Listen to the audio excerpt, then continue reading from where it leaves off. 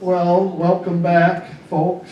And if anybody's new, I'm Tony Knopp. I'm an emeritus professor of history at UTRGV, and I'm the vice president of the Brownsville Historical Association. And before I forget, because I do forget stuff, a common failing among older folks, right next door is a whole room devoted to the Mexican Revolution. Take the time to wander through there. You don't necessarily have to do it today, but pretty much any time you're over here, come on in and look it over, including the centerpiece is a big vehicle, I guess that's the only way to put it, that we believe belonged to Porfirio Diaz. And it was hidden away for many years and uncovered, and they drove it all the way up here, and we acquired it. The second thing that I hope I don't forget, so I'll bring it up now and pass it around. This gives you a little indication, I think, of the interest that Mexicans have in their history. This is a placemat from Cafe La Blanca in Mexico City. What it's devoted to is the departure of Porfirio Diaz when he left Mexico. And the fun photo that I think you might find entertaining, it shows him apparently in Egypt with his family. They must have gone to see the Sphinx and so on. So you can pass that around. I know the lighting's not real good, but you get a little look at it anyway. On the other hand,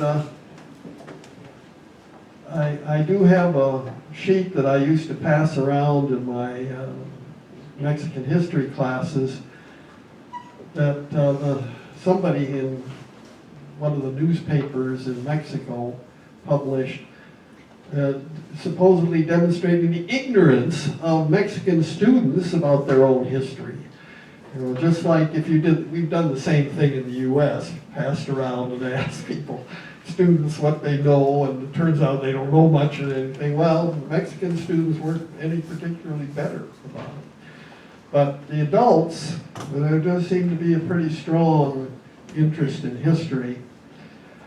Today we're going to take a look at the Mexican Revolution. Oh, and next week, again, so I don't forget at the end of talking to you, I anticipate that the Mexican consul will be here. I sent a message to remind them that this was scheduled. I haven't heard back, but hopefully he will be here, and if he's not, I will find some other way to entertain you with some historical information. Well, and in all fairness, maybe I ought to ask, does anybody have any questions right off the bat? We'll see a little stuff first, a little information. Let's see here.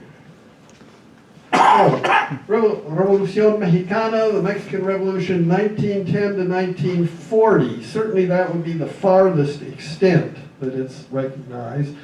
Some people feel that the violent era ended by 1920, so it's a matter of what you interpret as the Mexican Revolution. So we will certainly see it up to 1920 today, and we may see more depending upon how much time we have, etc. Here, of course, is President Porfirio Diaz. In his later years as president, he was over 80 when he left office. You may recall seeing in some of the earlier photos of Diaz when he was a young brigadier general and so on. Let's see. 1910 was the anniversary of Mexican independence. Kind of like Americans celebrate the 4th of July, 1776. Now, of course, Americans did not obtain independence on the 4th of July, 1776, nor did the Mexicans obtain independence in 1910, and the 16th of September in 1910. But this is generally considered the beginning of independence. And you can see Diaz surrounded by some of his military, and there were parades and all kinds of events. People came from all over the world, not only to celebrate 100 years of Mexican independence, but also to celebrate Porfirio Diaz. He was very highly regarded in most quarters of the world for the success in bringing tranquility, or so it was believed, to Mexico. But the revolution is going to start the same year, what's called the Mexican Revolution. And I mentioned some of the factors last time, but let's look at them again. First of all, he was a dictator. He started out claiming that he had no re-election and so on and so forth, but inevitably he just stayed in office with one interruption from 1876 to 1910. So that's a pretty long time.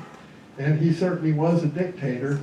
The term New Creoles there is basically the idea that the upper class elements were in control. The Criollos, you may remember from the colonial era, were the white Spaniards who were born in Mexico. Well, these are obviously the upper class Mexicans. And a little list there does acknowledge that Mexico modernized, and that's why he got so much credit around the world. However, the masses were suppressed. Working class wages declined, although that's not really a fair statement. The wages didn't decline, but inflation began to have an impact. So they got paid the same, it's just that it became worth less as time went on. And the vast majority of rural people who were mestizos and Indians especially did not own any of their land that they worked on. Mestizo population grew rapidly after 1850. Mestizo, in case anybody's not acquainted with that term, is a mixture of white and Indian blood. And that's the predominant numbers in Mexico are mestizo today, and have been for some time. Oh, and the thing I told you last time, why did the Mexican Revolution occur, just to reiterate it, I think it's because the regime got too old and was no longer dynamic. It was no longer creating new opportunities and making things better in Mexico, because it was a bunch of old men, and that's me speaking as one. Not looking for any great change. They reach a point in life where you're happy with what you are at and you don't want to change things. And that's fine, as long as you're not president of Mexico and a dictator.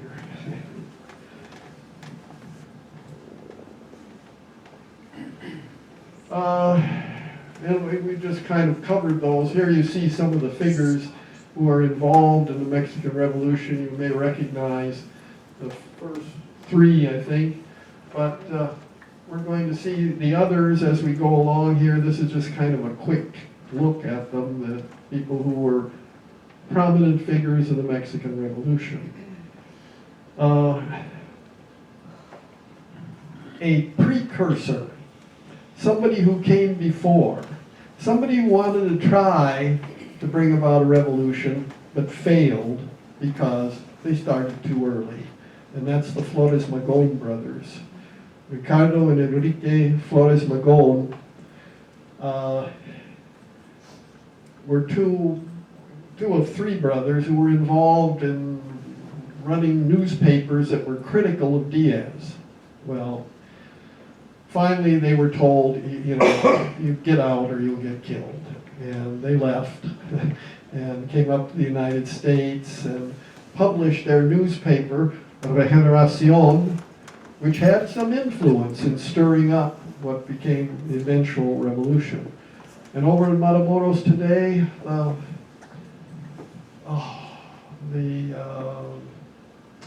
high school over there,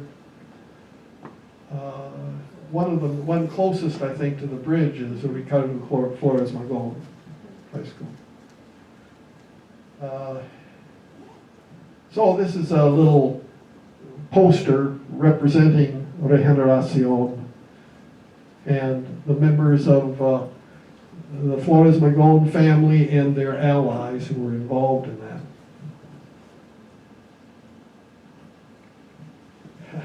There's even a board game out now on Tierra y Libertad, the revolutionary game. Join with the revolution, fight for noble ideals of justice, and convert yourself into the greatest revolutionary of Mexico. So that's an example, I think, of the impact that the revolution still has, that you have a popular board game. Mexican leaders that you're going to see here. First of all, one who replaces Diaz and who led the revolution against him is Francisco Madero. But he doesn't last long, and I'll tell you a little bit more about that. He's replaced by Victoria Huerta, who was really, that's kind of inaccurate. He didn't come in 1911, he came in 1912. He was more inclined towards the Diaz dictatorial approach. And he gets pushed out, and Venustiano Carranza ultimately comes to power in Mexico and was president until 1920. 1916 would be more accurate, 1920. And then Alvaro Obregón kind of brings an end to the more violent phase of the revolution. That's just a brief, quick overview. Here are the northern rebels. By the way, there were several factions in Mexico that didn't always work together. And this was probably the predominant element here. And you can see them over here. Let's see, here's Carranza, Venustiano Carranza. Let me get over him here. And Madero, this was a man who was involved in the very earliest phase of the revolution. Pascual Orozco was another one involved in the early phase. Let's see, Garibaldi back there, he was an Italian related to the independence of Italy. His father, I believe, has been involved in it. Let's see, and then there's Pancho Villa over far on the left. I'm not sure that that's Lucio Blanco. It doesn't look like him, so I'm not going to push it. Somebody named Blanco there. And we'll be a little clearer about who all these people are as we go along, but this is just an attempt to introduce them to you.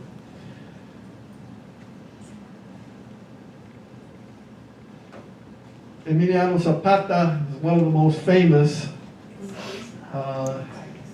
Tierra y Libertad was his slogan, land and liberty. That was the most important thing. If the people have the land for themselves, that is liberty from his perspective. Oh, I've got several pictures of Zapata here. Okay. Village leader, farmer, and horseman. By that, he was kind of an expert on horses and supposedly had a personal interview with Porfirio Diaz at one point. He was an important figure in the state of Morelos, which is the first state south of Mexico City. And he had been elected mayor of Aneniquilco, tiny town he was born in, rounded up armed peasants and forcefully take back land that they were being deprived of, or that people had supposedly cheated them out of. Let's see, I know I've got more here. Here, this is a classic Zapata pose, I think, with the rifle and the sword. And this is Diego Rivera, famous Mexican muralist. This is his version of Emiliano Zapata. I think the horse tends to dominate the painting, however.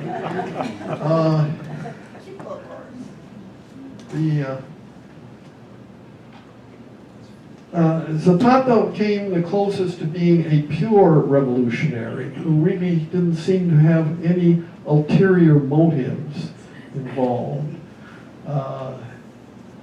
And consequently, he was very much loved by the people who supported him.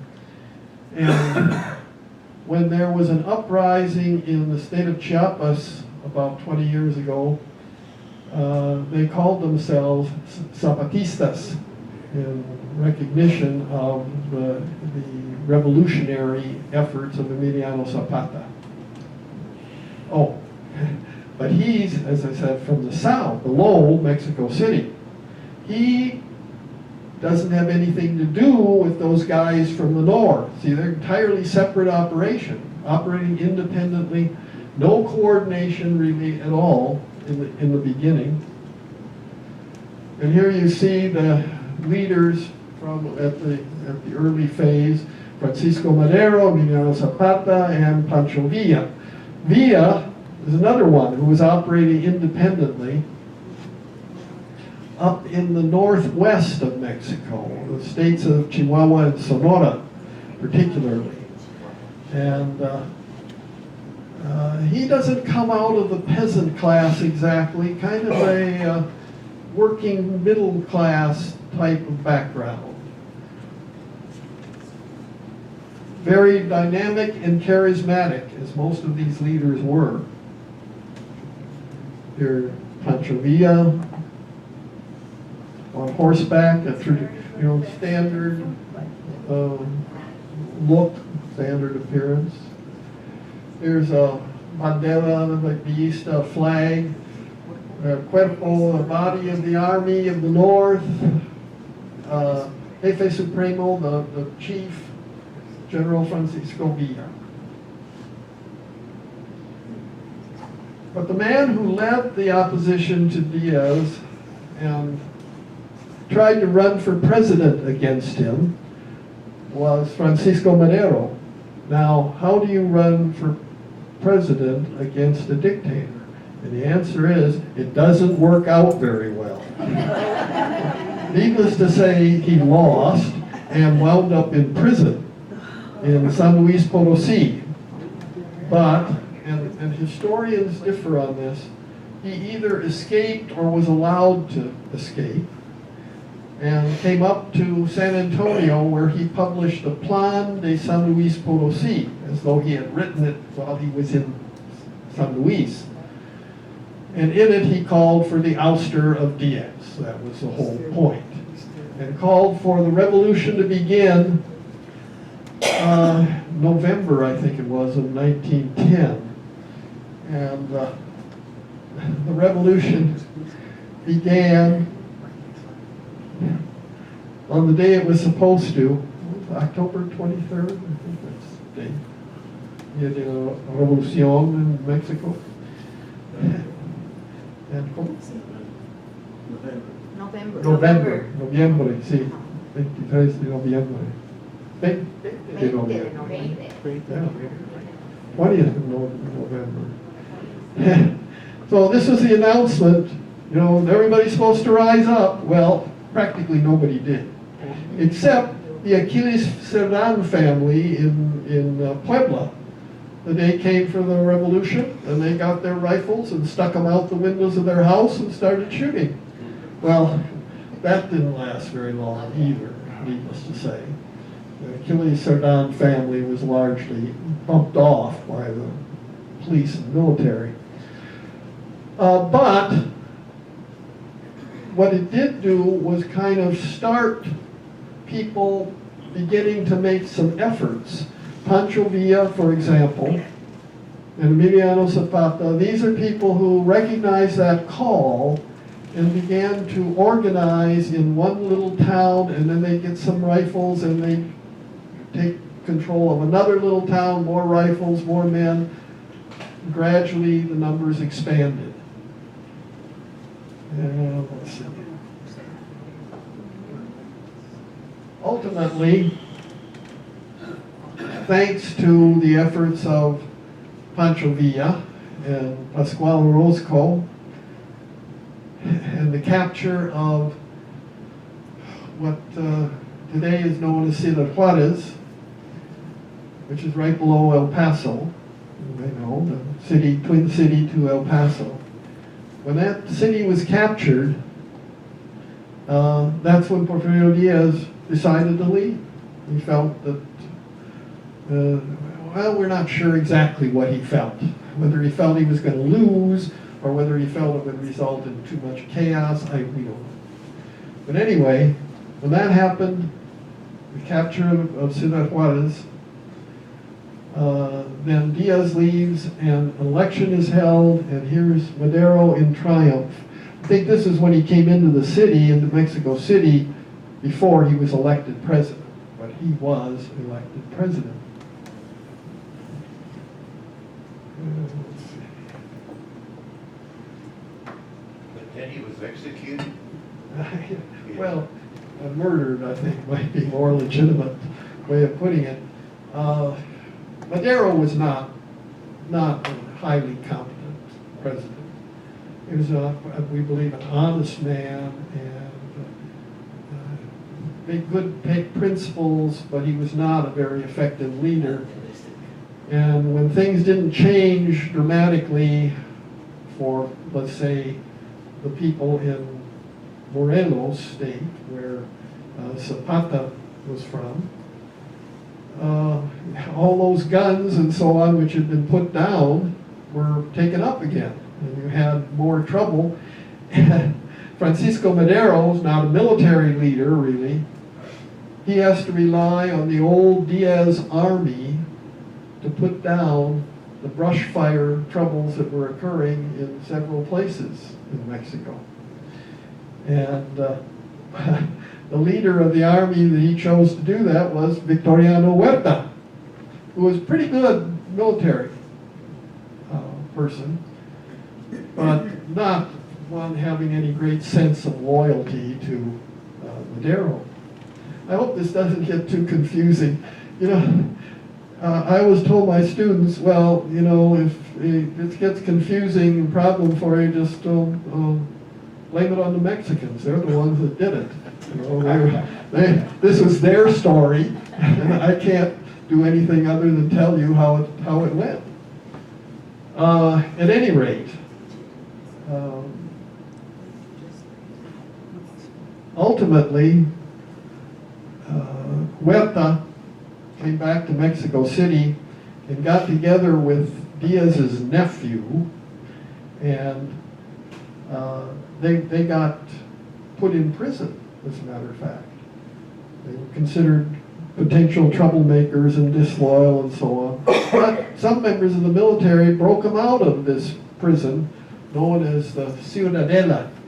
It's about, since I've walked it so many times, about a mile from the Zocalo, from the heart of, maybe a little longer than that, but not much more. And they began attacking the soldiers that were loyal to Madero. And that began La Decena Trágica, the tragic 10 days of artillery shelling in the heart of Mexico City. Well, you can imagine how dangerous and deadly that kind of thing could be.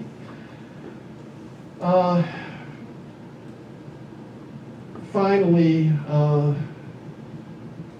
Huerta took power. Finally, Huerta just went in and took Madero as prisoner. Madero was put in a prison, as a matter of fact.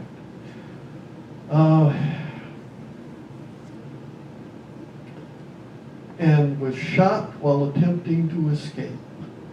Well, we don't believe that for a minute. We think it was set up to, car pulls up at the prison and they're going to move him, and while they're moving him, he gets shot and killed, along with his vice president, Pino Suarez. So Huerta's in power, but, here's was a second time when my students would, oh no, not another revolution, you know. Well, sure enough, elements in Mexico loyal to Madero rise up in opposition to Huerta. They are known as the Constitutionalists, and they were led by, I don't know if I've got it at this point, let's see, yeah, Venustiano Carranza. Here you can see the two men who were opposed to each other. Venustiano Carranza, a governor of Saltillo State up in the northern part of Mexico, and he organizes the Constitutionalist Army, loyal to the Constitution, opposing Huerta. But Huerta pretty much solidifies his power. He's able to hand control of most of the country, or at least a good section of it. Also opposing Huerta was Emiliano Zapata. But Zapata's operating completely independently in the state of Morelos and the surrounding area.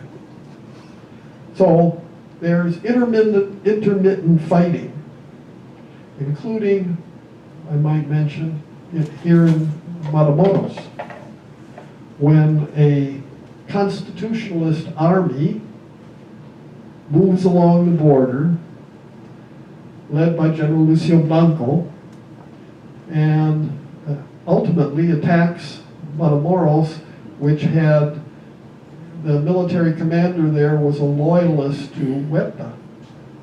And there was fighting in the streets. A lot of people, a number of people killed.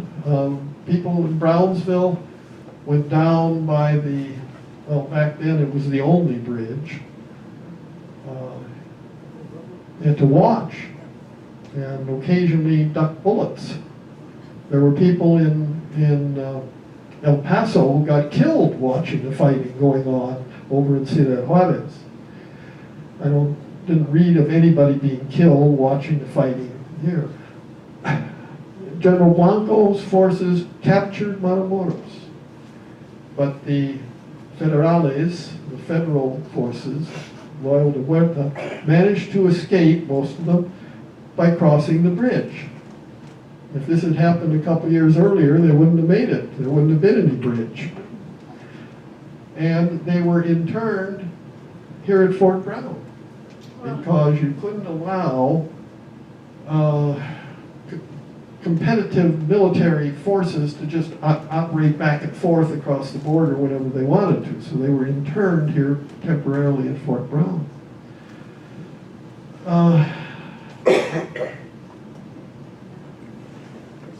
Here's another figure who plays a prominent role in both the Constitutionalist Army and in Mexico leadership for a good many years. This is General Alvaro Obregón. He's from the state of Sonora, and a very competent military leader, it turns out. But at this point, he's just commanding one of the Constitutionalist armies in the north.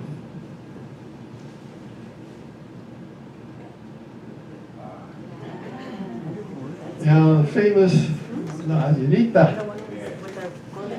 And this is it looks like a woodcut to me. Here's the original photo.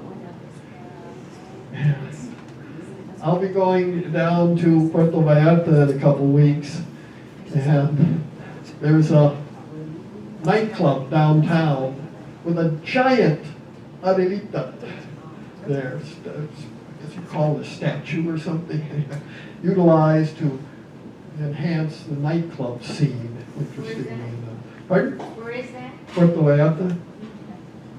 Dr. Knopp, the Sheriff Days poster for this year Has an Adelita. They are free. They're just beautiful by Don Reed. Yeah, you can get them at the Chardonnay's headquarters just down Elizabeth. And she's a teacher. Pardon? The person that posed for the picture is a Yes. teacher in Hannah High School. Yes, they actually used a real person to pose for this. Were they fighters? Well, that's the point. Let me move on here.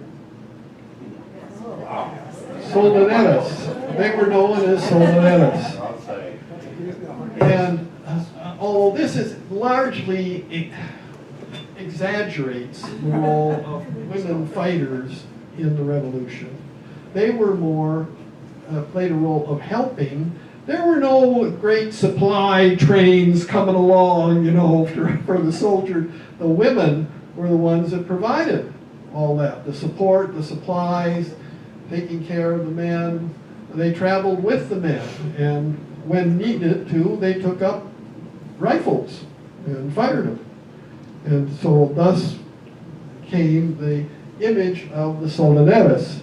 And certainly there were some that were active fighters and that even played some minor leadership roles. Where did they get the name? From soldiers? Adelita. Well, the Adelita, no, I don't know. Because there's a song. There's a Yeah. song, yeah, it's a folk song. Probably based on the song. That was, I think it was the Eastas that used that, where that music came from. That's right. I thought I ought to put in some of the men too. Here's the Zapatista leadership, and notice the cross bandoleros. These were fighters. And if this is Emiliano Zapata here, then this is probably Eufemio, his brother. And that triggers off another thing that I ought to mention to you. If you haven't seen it, watch Viva Zapata when it comes on television one of these times. This is the movie about Emiliano Zapata starring Marlon Brando as Zapata. And it's a good movie. And Anthony Quinn plays Eufemio. And much of it was filmed, anybody know where? Roma, in Roma, Texas. Yeah, they've got, just like we're used from time to time, Brownsville, as a Mexican place, Mexican location. Roma was used for whatever town thought they were filming or they were acting in. And it still looks that way today. They've repaired a lot of the buildings and so on, but the buildings certainly gave you the flavor of late 19th century Mexico at that point.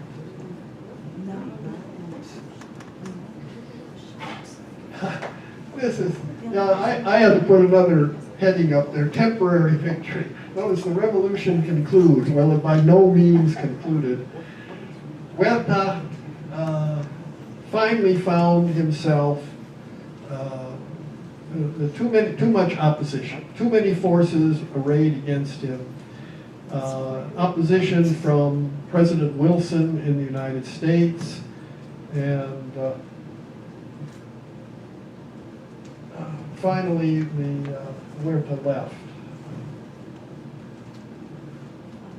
There had been an intervention even by the United States in 1914. I did my doctoral dissertation on public opinion regarding that intervention. It was President Wilson sending American forces to take Veracruz to stop weapons from reaching Huerta. Actually, it did not stop the weapons from reaching Huerta. And I think if there was a purpose, and we're never sure with President Wilson exactly what he wanted to do, it did have the effect of stopping Huerta from getting money. Because all the taxes from the imports, that all came from Veracruz. You seize Veracruz, then you cut the dictator off from his money supply. And that's another reason why Huerta ultimately had to leave. I've been in Veracruz numerous times, And right on the Malecon, the kind of waterfront drive area, there's a group of statuary showing one man with a machine gun and another couple with guns, I believe. And these are representing the military cadets that were killed during the American attack on Veracruz. There were approximately 20 Americans that were killed and about 200 Mexicans during the attack on Veracruz. And the Americans were there for about 7 months, and ultimately evacuated. So, And, excuse me, and I think how well my grandparents are from Veracruz. Oh, really? And I remember that my grandma was very young at that time when they came, and from there on they called them gringos because it was green go. That's the term. So my grandma used to tell me that everybody was mad and they didn't want them to come, so they called them green go. That's why the term gringos. Yet another example of that term. Yeah, they, needless to say, the Americans, patriotic Mexicans, were not happy with the American invasion there. So, Villa Zapata, Wilson sided. Yeah, President Wilson sided with Carranza, because once Huerta's gone, then who takes over? You know, well, Carranza was a theoretically political leader in the north, but Zapata didn't like him. Pancho Villa didn't trust him. So there was a lot of hostility.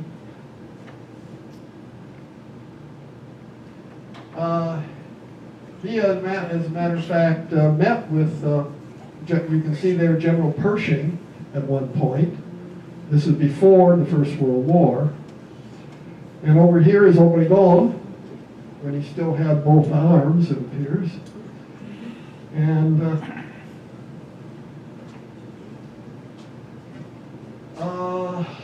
me see. Anybody know who this is? I'm having trouble calling it. Pershing? Oh, no, this is Pershing. Yeah. Oh, the one behind him. Yeah, that's the tricky part, isn't it?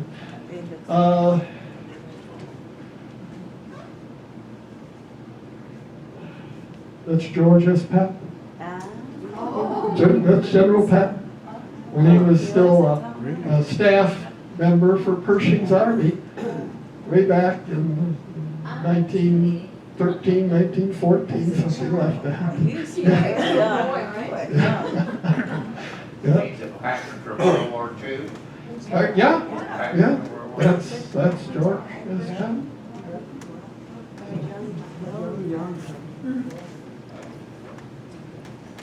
Well,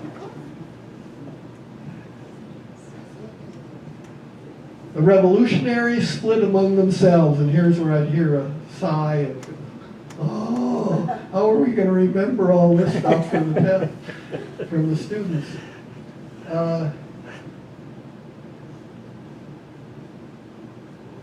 Zapata, coming from the south, and Villa from the north, joined forces in the capital. They took Mexico City.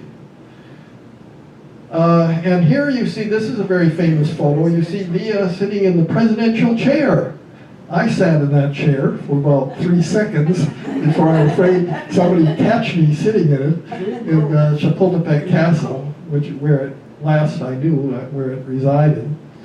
And sitting next to him, of course, is Emiliano Zapata. And they had a famous meeting when they first got together. And, you know, neither one was well-spoken particularly. But Villa Zapata supposedly said something negative about Carranza. And Villa, oh, he's a son of a bitch. And, oh, well, okay, now we see things alike, and we both hate Carranza. However, these guys are military people, and they lack administrative skills and knowledge. and they're not able to hold Mexico City. As time goes by, they're forced to evacuate. Zapata doesn't want to stay up there anyway. He wants to go back to his home territory south of Mexico City. Villa, on the other hand, is kind of compelled to leave because the Carranza forces are getting stronger. And it all culminated in actually a series of battles. It says here battles, so actually there were about 5 battles that occurred between the Villistas and Carranza's army under Obregón. That's a photograph. Obregón had already picked up the techniques of modern warfare from the beginning of the fighting in Europe. The digging of trenches and barbed wire out in front of the trenches and machine guns along the barbed wire. And when Pancho Villa's famous Dorados would attack, these were cavalry, they'd get shot to pieces. And they were. Villa's army, in essence, disintegrated. Not disappeared, but factions of it were still around. Villa himself headed back north. Where's he going? Where's his home? Chihuahua, Sonora area. Yeah.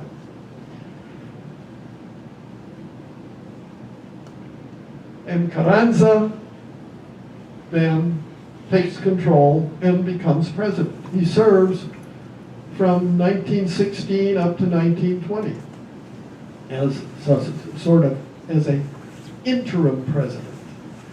And during that time, a constitution is drawn up in Mexico, the Constitution of 1917, which Carranza didn't like very much, as a matter of fact.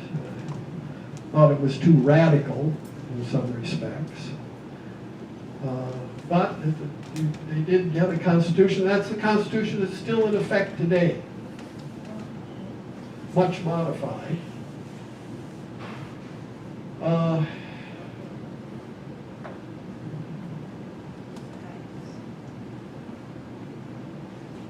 Carranza, geez, people who get power have a lot of trouble giving it up. And by 1920, when an election was supposed to occur, Carranza really didn't want to depart from the scene. He wanted to install what many people believe was a puppet.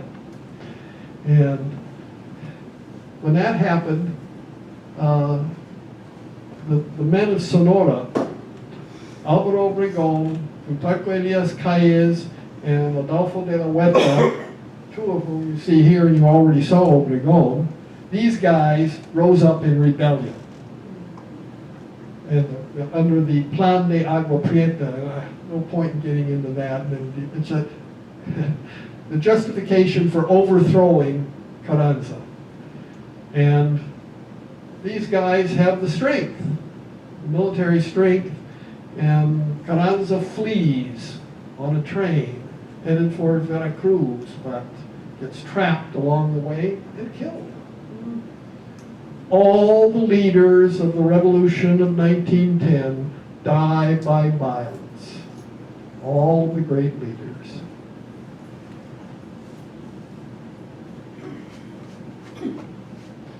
Here's Adolfo de la Huerta. He was interim president for about 8 months, something like that. And an election took place. And Obregón was elected president for a 4-year term. Under the Constitution, no immediate re-election. And I give Obregón a lot of credit for consolidating the revolution at this point, bringing stability to Mexico, which it desperately needed at this point, and providing effective leadership of a relatively moderate nature. He was not inclined towards the more extreme elements, and pretty effective. Well, let me stop there. Right, no. And see, are there any questions? Yes. About what year was, excuse me, Go. about what year was Oberon, more or less? What year was he Yeah. president? Yeah, more or less. 1920 to 24. What is your feeling of Obregón towards the church these first 4 years? Yeah, he wasn't terribly concerned. The revolution takes a turn against the church, but that occurs primarily under his successor, Calles, rather than Obregón. Calles and Obregón were Yes, they were close allies, but it's just that Calles was more hostile to the church than Obregón was. talking about the Catholic Church. Yes, clearly the Catholic Church. Anything else? Yes. That raid by Villa into New Mexico, Columbus, New Mexico, was that a significance of any kind? I should mention that as long as we're at it. And thank you for raising that question. Yes, there was a second American intervention in Mexico in 1916 after Villa. Remember I said his army disintegrating and he heads back up north? Well, it must have been to try to revive his fortunes that he crossed the border into the little town of Columbus, New Mexico, shot it up pretty good. There was an American military force there. Small, but there was one there. And he had about 500 men. We know he was there. We don't think he actually entered the town himself.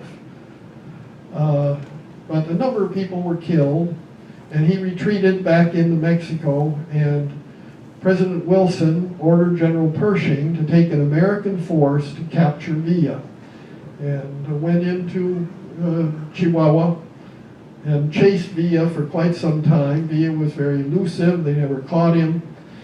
They did hit a couple of Villista bands of men, and things began to quiet down along the border as a result of the Pershing expedition, but they never caught Pancho Villa. And that only added to his legend. The gringos couldn't catch him. Anything else? Yes. The U.S. didn't join World War I until 1917. Is that partially because of the war with Mexico? No, I don't think so. I think it was Wilson's commitment to peace, for one thing. He had a very strong belief that hostile to wars, even though he initiated a couple of adventures in Mexico, in all fairness. No, I don't think that was a factor. It is one of the factors in withdrawing the American forces that were chasing Pancho Villa. They were withdrawn, and oh, by the way, the National Guard was elevated or called up because of the Pershing expedition into Mexico. They brought them down here, well, all along the border, and here, including in Brownsville, there were 25,000 National Guard, and they got some important training for their eventual involvement in World War I, as a matter of fact. So in one sense, it was kind of a useful development. And, well, why did they call them up and bring them down here? Fear that the Mexicans would attack along the border. I mean, a lot of Americans were very concerned, especially those living along the border, that there might be some Mexican raids or attacks across the border. And indeed, there had been, a year earlier, there had been an episode involving what's called the Plan de San Diego, which was supposedly something where it involved calling on Mexican Americans to kill the gringos. And then there was some raids that occurred, and then the Texas Rangers got sent down here, and these were not what you call the professional level Texas Rangers. These were some cronies of the governor, Pa Ferguson, at that time. And these guys, some of them were scoundrels. Anyway, there was a lot of killing that went on down here in South Texas. But a lot of it related to just the fact that you had this violence going on cross-border and along the border back in that era. Let's see, what else we got here.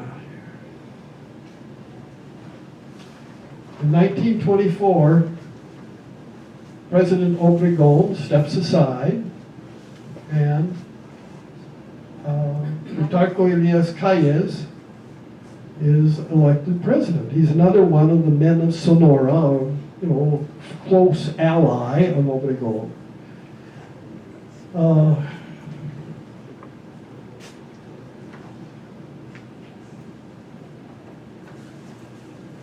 And he's the one that initiated the church-state conflict. Yeah. You mentioned the statues there in Veracruz of the Yeah. young, weren't those students at that naval academy? Yes, exactly. Yeah, isn't that one of the oldest naval academies, or the only one that Mexico had, or something like that? Yeah, at Anton Lizardo, which is just south of Veracruz a little bit. I went to visit it, this is a number of years ago, and I was very impressed. The buildings were nothing special, they were brick buildings. But the way that place was run and the behavior that I observed there, it gave me a very favorable impression towards the Mexican Navy. We got there with a bunch of students from Texas Southmost, I think it was at the time. And there's a main building, and as we're going up the step, there's a guy coming out, and of course they're all dressed in white, that's the naval uniform. One older guy coming out, and he's like, well, where are you from? And it turns out he was an admiral in the Mexican Navy. And when you got in that building, we didn't go in because there's only limited access. To the right is a hall, and there are two cadets always right at the front of that hall. And at the far end of it are the portraits of the naval personnel who were killed during the American intervention in Veracruz. And so a permanent honor guard for those cadets. So when I was working on my dissertation, they had taped interviews with people from Veracruz who remembered and lived through that experience. And then they had, written them out, so I could read them. Transcripts, thank you. And reading through the transcripts, they would say, and here they broke off because the person started crying. So frustrated at the inability to do anything to stop the Americans from taking over in Veracruz. A very frustrating and humiliating experience for the people there, as indicated. Well, I think I'll at least get started on this topic. Notice this is a picture of Calles. Calles, the persecutor. And notice it's in English. I would be happy to remove useless files if I could. Exit out.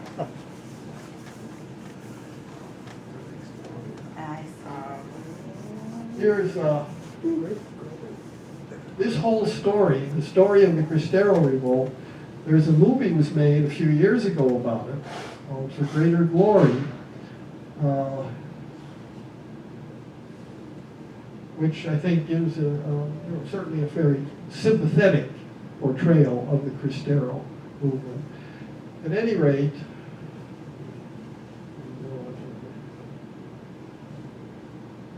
I wish I knew how to get rid of that. Exit out over here, can you bring that, That's the catch. Oh, there it is. way over here to the far right? Yeah, now that I knew where it was.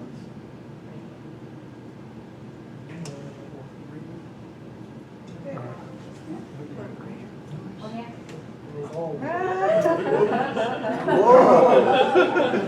Jessica sent me 3 photos. You might want to close that one too.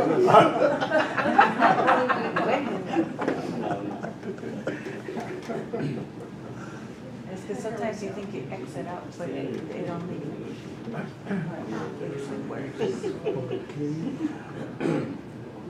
I didn't know she knew where I was.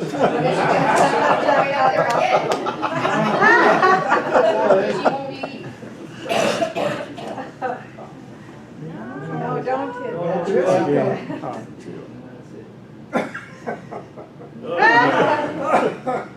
You have a virus. Apparently, She's persistent. can't get rid of it. Their virus. It's a Trojan. No. Well, it's good enough that we're at the close of the session. We'll get this repaired in better shape. This movement against the persecution, what was the persecution? I'll introduce that to you before we close. Persecution involved limiting the number of priests that would be allowed in Mexico, excluding all foreign priests, and shutting down of any kind of Christian activity, basically. The churches would remain open, and the priests that were native Mexican presumably could serve, but they were not supposed to have any involvement in public affairs whatsoever. In other words, Catholic priests were not supposed to have the right to vote, participate in any way, and this led to and plus the general oppression of the Catholics led to an armed rebellion known as the Cristiada, the Cristero Rebellion. And Dr. Knopp, is that when the priests were not allowed to wear? clerical garb. Yeah, I don't know, I can't remember, it was during this period that set in, but I don't recall exactly when that happened. I admit that I spent enough time in Mexico that a few years ago, maybe, I don't know, when they began to allow priests to wear clerical garb again, I was stunned the first time I saw a couple priests with the Roman collar on at the airport in Monterrey. So I was like, what? What's this? So, very... I ran into this earlier, when somebody's trying to send us stuff, the Norton's protection is intercepting it, but it's telling me that it's blocking it, but I don't really care. I really don't want this stuff popping up. But if you don't mind leaving that one up, that's a little bit less. Well, we're just going to stop now anyway. And so I'm going to have to kind of shut this down and get in there and see if I can't turn the notifications. Is this your own private computer? No, actually, this did not start doing this until I took it in and had a new operating system. And apparently it got infected with something. There's an issue with your Well, it's not firewall. really infected, but it has to do with Norton saying that somebody's trying to invade you, here's what it is. And rather than just saying I stopped it, it's been explicit. Because they were saying that the virus was expired. It's not a virus, it's not letting it in, but somebody's trying to attack and it's stopping it. Yeah. But it's notifying me that it's stopping it. There was a Norton notification first, Right. and when we closed that, then these started coming up. So Yeah. they're trying to like say, well, you better do something with Norton or else we're gonna keep on sending this stuff. Well, Norton's is stopping it, I had turned notifications off before, but for some reason they're back on. So anyway. Okay.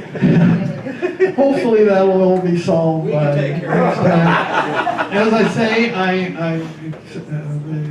we're scheduled to have the Mexican consul. I'm going to check again. Hopefully he'll be able to come. I asked if I could ask him some questions about Mexican history, his perspective on Mexican history. And if he can't make it for whatever reason, he does have some health issues. We will proceed to look at the Cristiada and the remainder of the period up to 1940, and we will begin to look at the period after that. So hope to see you next week. See you later.